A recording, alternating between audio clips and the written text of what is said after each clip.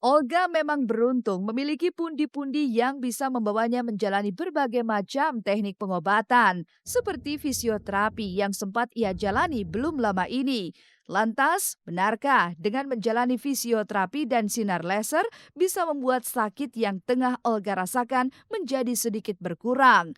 Lantas, bagaimana dengan suntik stem cell yang dijalani Olga di Jerman dengan biaya yang fantastis?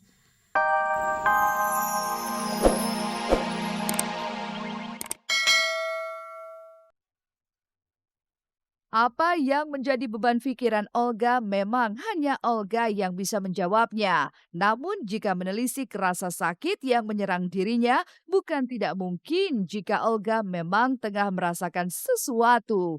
Lantas, apa kata ahli saraf tentang sakit yang dirasakan Olga ini? Benarkah sakit di kepalanya yang menyerang Olga bukan sekedar sakit kepala biasa? Tetapi memang, perlu diwaspadai nyeri kepala yang seperti itu, bisa bisa nyeri kepala tidak hanya harus selalu otaknya bermasalah, bisa juga ada penyakit yang infeksi berat atau gimana itu juga bisa ada nyeri kepala gejalanya. Tapi biasanya kalau seperti itu biasanya nyeri kepalanya ada gejala tambahan, misalnya nyeri kepala disertai demam hebat, disertai muntah menyemprot hebat. Ya, nyeri kepala yang ada kelemahan, sesisi misalnya atau baal sesisi, atau tidak sadar pasiennya, atau, memberat hebat sekali sehingga dia tidur jadi terbangun atau seperti itu. Olga Syahputra yang dikenal dengan sosok periang dan murah senyum ternyata menyimpan derita sakit yang sengaja tak ia tunjukkan ke mata publik. Sebelum akhirnya dirawat seperti sekarang ini, ia telah melakukan berbagai macam pengobatan seperti terapi alternatif, konsultasi medik ke Singapura hingga suntik vitamin berbiaya tinggi di Jerman. Lantas sebenarnya apa yang dirasakan oleh Olga? Benarkah ia merasa sedih lantaran terus-terusan didera penyakit yang tak kunjung sembuh?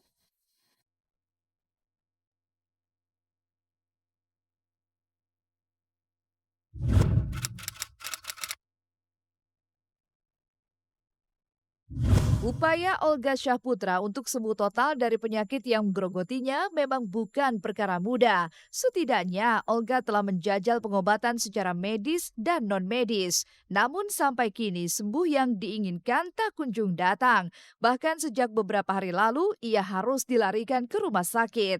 Kabarnya, dari hasil pemeriksaan laboratorium serta tes MRI yang sudah dijalani, menyatakan jika kondisi Olga dalam keadaan normal.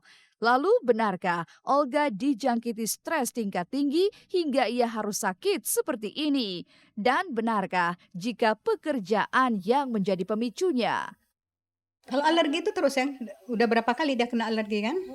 Ya, kena alergi berapa kali, "Makan apa kamu Nak, kecapean ya?" Saya bilang kan gitu aja ya, dia terlalu capek, lelah, kan gitu pola makan, faktor kecapean. Kalau itu Umi bilang kan gitu. Maksudnya gini, lo orang yang nonton aja ngeliatnya juga tahu pasti nih anak ntar bisa sakit. Orang kerjanya begitu udah kayak kuda, pagi ada dia, siang ada dia, sore ada dia. Ya maksudnya namanya kita kerja mulu, terus juga pola makan sembarangan, pasti akan sakit. Justru ini jadi contoh buat yang lain-lain. Jangan kerja mulu, pikirin juga kesehatan. Jadi Olga kan bisa menjadi contoh juga buat teman-teman artis yang lain. Capek fisik sama capek psikis juga, secara pemikiran dia capek, secara badan pun dia capek. Jadi mungkin karena dia tulang punggung keluarga ya, terus dia kan ordernya, pekerjaannya kan banyak banget kan, banyak orderan apa segala macam. Jadi jeda untuk dia istirahat itu kayaknya nggak ada. Darah bagus, nggak ada apa-apa. Udah cek darah ya? Udah dicek darah tadi, udah di MRI. Takutnya ada apa-apa di dalam jaringan otaknya, ada pembekuan atau apa kan, itu pun bagus katanya.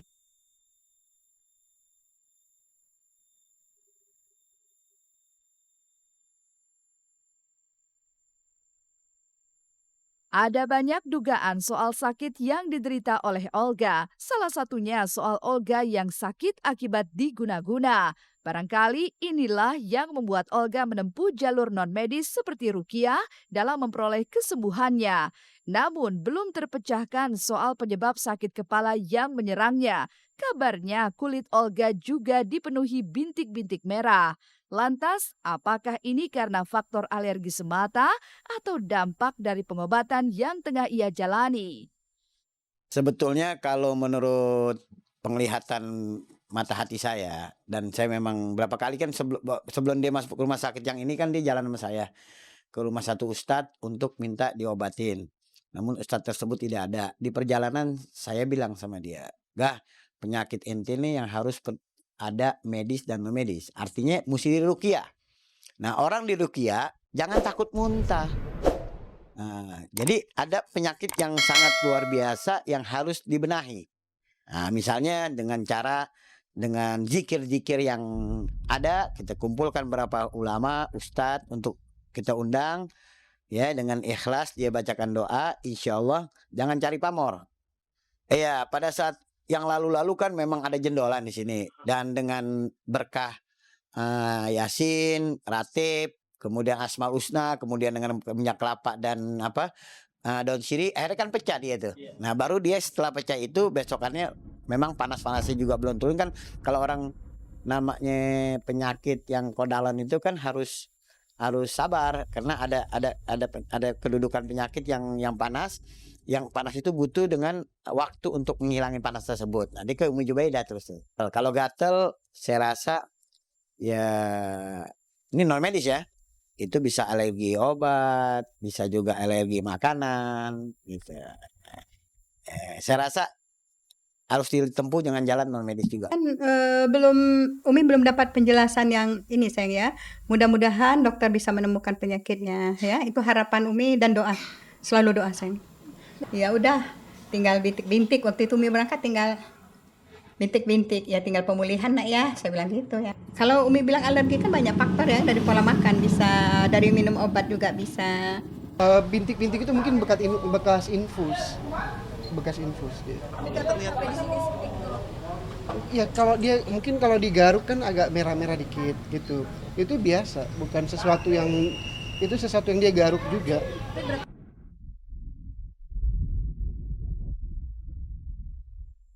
Olga adalah entertainer yang memulai karirnya dari panggung Lenong Bocah hingga ia berhasil menembus sebagai komedian dengan bayarannya yang cukup fantastis.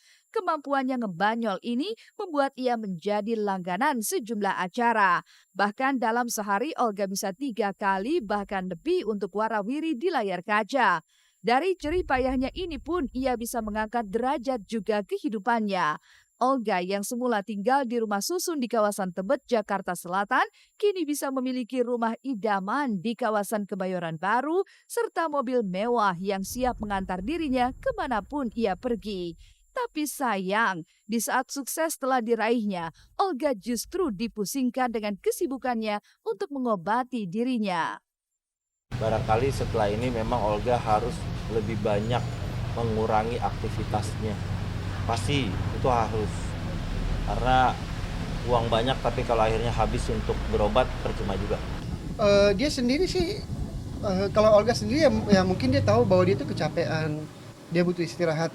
Sedangkan kan saya bicara juga sama manajernya, Mak Vera kan, sama Sigit, pemeriksaan darah cukup bagus, ya kan, hasil-hasil lain cukup bagus semuanya. Jadi artinya kalau saya ngeliat kesimpulan cuma Olga ini kecapean. Yang sekarang Olga butuh itu bukan obat ya, tapi semangat dari teman-teman, dari media. Yang Olga butuhkan itu semangat kayaknya. Olga memang beruntung memiliki pundi-pundi yang bisa membawanya menjalani berbagai macam teknik pengobatan, seperti fisioterapi yang sempat ia jalani belum lama ini. Lantas, benarkah dengan menjalani fisioterapi dan sinar laser bisa membuat sakit yang tengah Olga rasakan menjadi sedikit berkurang?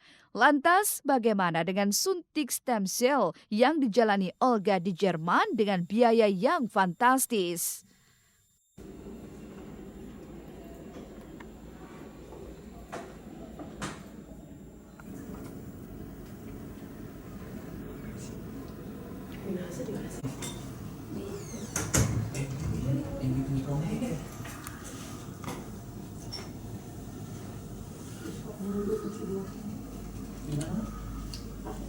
Suntik stem cell cuma sekali kok. Iya. Kan kalau proses pengobatan itu nggak langsung kayak kita makan cabe ya, gitu. Ada prosesnya. Jadi segala sesuatu kayak orang sakit pasti mungkin oh iya bertahap dulu seperti itu. Terlalu banyak satu kecapean sama banyak pikiran biasalah namanya juga. Iya kan kalau dia kan kerjaan apa sedikit aja dia ada aduh apaan ya apa dia selalu begitu gitu. Jadi